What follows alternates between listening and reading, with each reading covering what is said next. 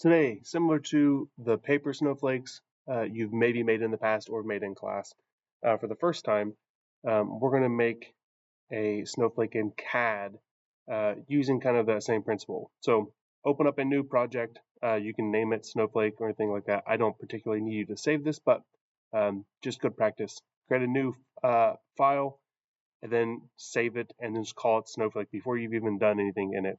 So that way it just has that name. First thing we're going to do is create a center diameter circle. We want this to be 4.5 inches in diameter. And then looking at our circle, I also don't want this to be a solid line right now. I just want it to be a construction line. So I'm going to click the circle and then come over here to my line type and hit construction. So now I have my dotted line that is my circle. So this is going to be the outermost radius for all of our snowflakes. And to kind of give you an idea of what this is going to look like, I made some examples over here. So you have a few options. If you want your snowflakes to have 4 branches, 6 branches, or 8 branches, I kind of have the math here and how you would figure out how we're going to do the next part. And then below, I have some examples of what a 4, 6, or 8 branch snowflake might look like. Similar to like our folded up snowflake, we're going to just be working on or designing one little wedge. That little wedge, looking down at this section, we're then going to flip and repeat to make a pattern that will make the rest of the snowflake. So if you want a snowflake that is maybe even 10 branches or some other number, the math is here. So 360, because that's degrees in a circle, divided by however many branches you want, gives you whatever number. And then you need to divide that by 2 because we're designing half of each of these wedges. So for an 8 branch snowflake, 360 divided by 8 is 450, 45 divided by 2, that means our wedge would need to be 22.5 degrees. For our purposes, I'm going to design a particular snowflake. So let's pull this up. So this one being a 6 branched snowflake. So I'm going to make a 30-degree angle, but you can make any pattern you would like, and we can talk about the ways to do that. So the first thing I'm going to do is create a whole line going up to the top, touching my circle. So it should be 2.25 inches because it's half of our 4.5 diameter. So that's a solid line. I'm going to hide my snowflake in the back line. So I'll have this one solid line. And now we need to create our second solid line at our angle. So right now I'm at 180 degrees. If I start to drop down, you say go under 180 degrees, and I want this to be 30 degrees in total of drop. So I'm going to go to 150 and then have that touch the edge of my circle. So now I have a 30-degree wedge, but it's still not closed, which is what I want. So I'm going to do this create tool at the top, create an arc. We're going to do a center point arc. So we're going to touch the center point. Then we're going to touch one of the arms, and then we're going to slide it over to the other arm. So now I've created my wedge. And I can hit escape because I'm done with that arc tool. So now this is where we're going to be designing our snowflake. Like I said, there's no wrong way to do this. So I'm going to pull my canvas. I'm going to just slowly try to map this out as best I can. Some tools that you can use. Actually, I should go over to my examples to kind of show you. So I just used some like straight lines and like 90-degree angles on this one. On this one, I just randomly connected some different lines to make a random pattern. And then on this one, I made all these smooth, wavy edges. All those are options. So to talk about how we can do some of those, we just need to start sketching. So at the top, I'm going to say, I'm going to add a little clip there. And then if I click and hold, it makes a curved edge. So again, if I hit escape, stop doing that line. Let me hide this canvas for a second so you might be able to see. I have a little line segment right here. If I get onto that line segment and I click and hold, it wants to build a curve kind of off the bat. If I let go, it places that curve. So then you kind of build these like curves as you go along, depending on what you're trying to follow. But we can just kind of map this out fairly roughly.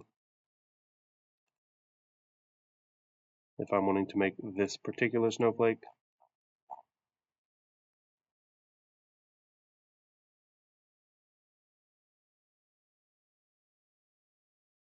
You can see Fusion is really trying to add a bunch of constraints as we go. So this is a point I'm trying to make this round, so I might turn that into a slight curve instead. Take some liberties with what my snowflake looks like.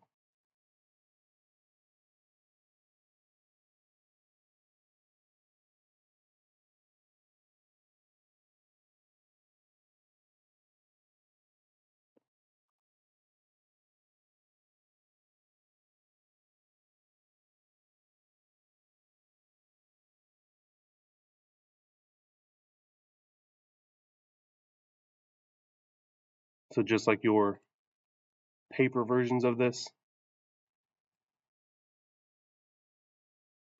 just cut wherever you feel appropriate. You're cutting into this wedge,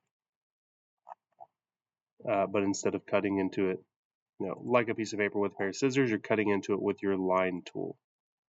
So now I've connected with another side. So if I hide this canvas again, if I hit escape, so I get off of my line tool. So now if I click this, I can highlight the section and it'll show up. That tells me that this is a completed body. Like I said, yours can look like, I've just tried to make a real snowflake, or it can look more like any of these wedges. Then on these, I have this second circle that I'm going to talk about in a moment. But we have these shapes on the inside. If you have something that looks like this, then you're good to go. Just something that is touching both sides of your wedge. So going back to my original snowflake, this is all I want for it because I've matched my canvas. So I'm going to finish sketch. I'm going to extrude. Oh, I don't know what sketch I've selected. It's back here. Now hit extrude. And I'm going to extrude 0.125 inches up. And now I have this little weird looking chunk. If I pull my sketches back up, so if in my sketches I go down here to the sketch I just used to make this. Ooh, those are my examples. If I go to these sketches and unhide this sketch, I can see where I started from. So looking at this sketch, this is in line with this line, and that's what I want. So I'm going to create a mirror. So click that select mirror. We're picking our objects first. So we're going to pick that body. Our mirror plane, we want to be the plane that is in line with the opposite side of our wedge, the right side of our wedge in this case. So I'm going to click this. It has created that mirror. I want it to join. I want this to become one piece, and I hit OK. So now I can hide that original sketch. Now I have this weird little chunk, but if I pull my canvas back up, you can see it kind of lines up with the other side, at least close enough for what I'm doing. So hide my canvas again. So now I need to create a pattern. And I'm going to create a circular pattern of this piece. So my object is the body I just made. My axis, since I started from the origin, I can just pick the green y-axis. And it starts by doing this. It defaults to 3 and it has them going all the way around. I don't need 3 arms though, since I picked 30 degrees. I need 6 arms, and that'll fill all the pieces in. And I hit OK. So now I have 6 bodies that would make up my snowflake. If I open up the bodies dropdown, I have a lot of bodies from all of my previous, but if I simply go to combine without even looking at the bodies folder or drop down, hit combine, and I click one of these, that makes that my target body. And now I go to tool bodies. I'm going to select all the other parts of the snowflake. My operation, I want join, and I do not want to keep tools. So I hit OK. So now I have this snowflake shape. So at this point, I can pull up my canvas again. See, it looks pretty close enough, at least for me. So I have a snowflake. So again, talking about these rings, that other circle I put on here. So here are the two examples. We have the top snowflakes that I had made, and then at the bottom the same snowflake, but I added a perimeter around, so it has a like solid circle on the outer edge. The main point of this is just so it doesn't have any like small edges that might be more prone to breaking off. Would be more prevalent in this one that has these like longer arms coming off. So if I want to make sure that doesn't break off, I might add a circle to that. So to show you what that looks like, I'm going to go into my original sketch. I'm going to right click and hit edit sketch. So if you're wanting to add a circle around yours as well to kind of protect delicate pieces, edit that sketch. And now we're going to transform this outer line, the one that's at 4.5 inches, we're going to make that a solid object line.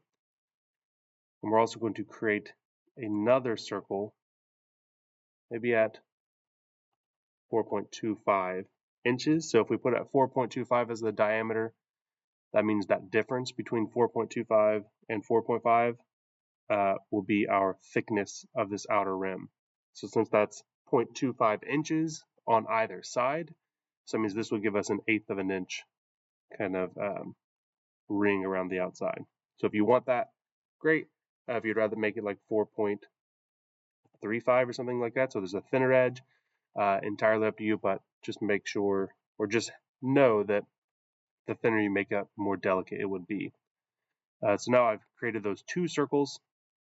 I can hit finish sketch again, and then it does all that same stuff, but it didn't add my circle because I need to go to the original extrusion, which would be this one. If I right click, edit feature,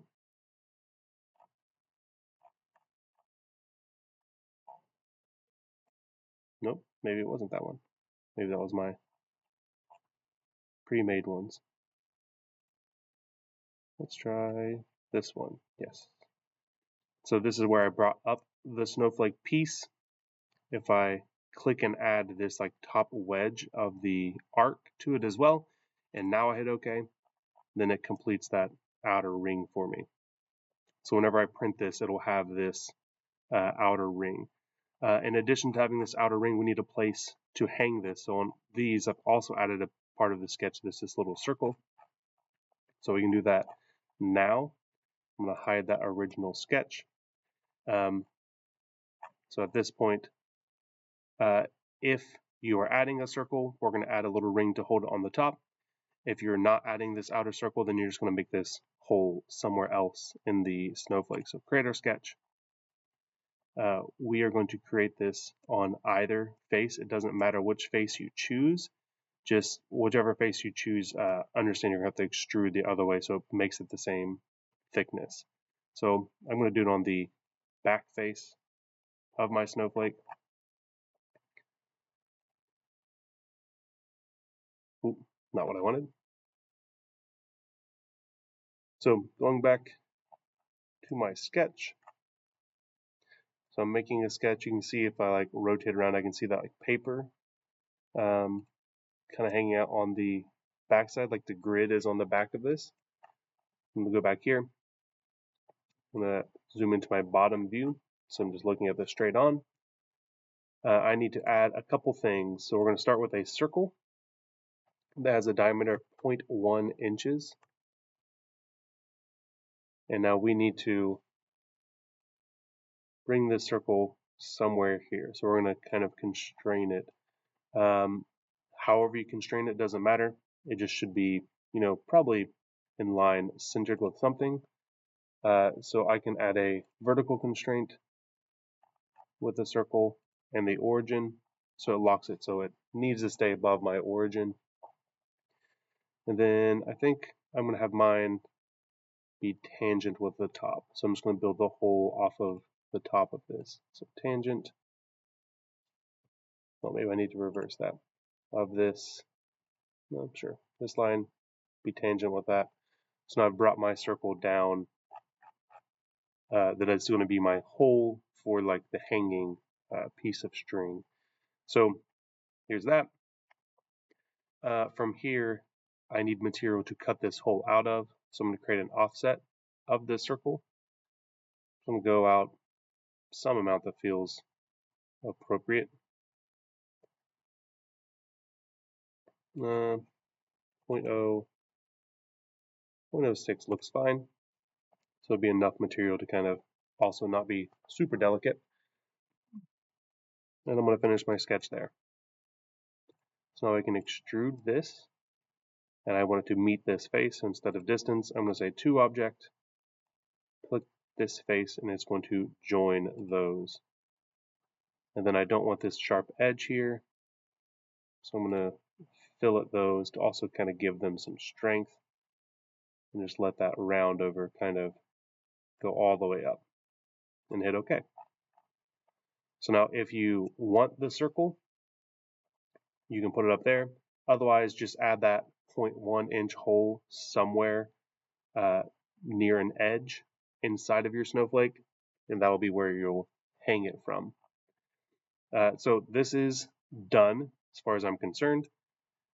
If at this point you're looking at it and you don't quite like how something looked, you can always go back to your original sketch, right click it, edit sketch, and from here maybe I want this point to go down further, and I want this point to go over here, and you can see mine's kind of acting weird because it has all these constraints that were added to it automatically, so I'm going to delete some of those. Maybe I want mine to look more like this now. I can move my lines around and kind of adjust things and tweak things however I see fit. Or I could also add some additional lines and kind of chop things up. So maybe I want a square cutout right here. So I'd finish my sketch, go to that next extrusion, edit that feature, and I'm going to say I don't want you to extrude that square, and hit OK. And now it's created this new monstrosity of a snowflake. So at this point, I would have one little piece that is my snowflake. This is all the same layer, it's flat. We can do a little bit more. So we're going to be making these on the laser cutter. So in that regard, fine detail is something that we can achieve here. So we're going to be cutting these out of acrylic, and you have some options. So when we're cutting this out of acrylic, I'll show you the options for what acrylic you can cut out of, but just to speak about them, it could be a opaque white, it could be clear, or we have some like glittery gold acrylics that you could use as well. If you have any other particular requests, we can kind of go back and see what we have. But one thing with the laser cutter is we can have really fine detail. So if we create a new sketch on top of this snowflake, maybe you want some text on here. So I'm going to create text. I'm going to bring it from here. Actually, no, I don't want to lock it to that point. I'm just going to create some text over here. I want this text to say 2024. Great. You can go over here, you can pick whatever kind of font you want. At this point, you can pick any font because the laser is capable of getting these really thin details. So if that's something you want, you can do that. And I'm going to hit OK. You can adjust the height of these. You can adjust how far the characters are spaced apart, all these normal things. So I'm going to hit OK. So now I have this text. So I can move it around in weird ways. You can also click the text. I'm just going to drop it somewhere that it fits and hit Finish Sketch. And now I can extrude. I'm just going to cut just into the surface. So I'm saying negative 0.1. Maybe negative 0.1 millimeter. So it just goes below the surface. So if you want to add some text, you can just put it somewhere on your surface, or you can leave it as it is as just a snowflake. So now once we have this, you need to create a sketch. So this is how we're going to export it to me so that the laser will eat it and create your snowflake. So you create sketch, you're going to click your top surface, whatever that is. So in this case, top of my snowflake, and we go into the sketch. What you need to do is hit the letter P to bring up this project window, and we are going to pick the top surface of your sketch. So in my case, when I do this, you notice it doesn't select the inside line of that 0 because it's broken off. So you need to make sure every line in your sketch is selected. So here are all of my lines, and only these lines are selected. I don't have anything else added to this sketch. So I'm hit OK. So now you see all those become purple, and they have some like little anchor points for like where they either stop or to kind of show you what a curve looks like. So I have all of this. This is what I need. So you see this is sketch 5. So if I hide it and open it back up, sketch 5 is the one we're dealing with. I'm going to right click it because that's one we just projected my snowflake onto. I'm going to hit save as DXF. I'm going to name it for all of you. Put in your initials and then just give me snowflake. You're going to save it. It's going to go to your downloads folder on your computer. And then same as before, send me an email. Let's see if we can pull this up quickly. Send me an email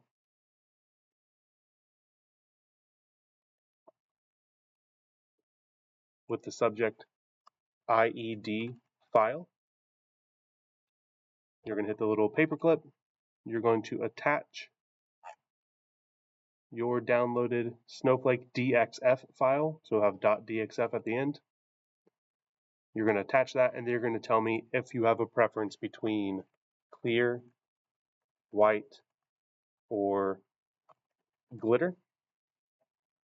And then we'll make some snowflakes later in class.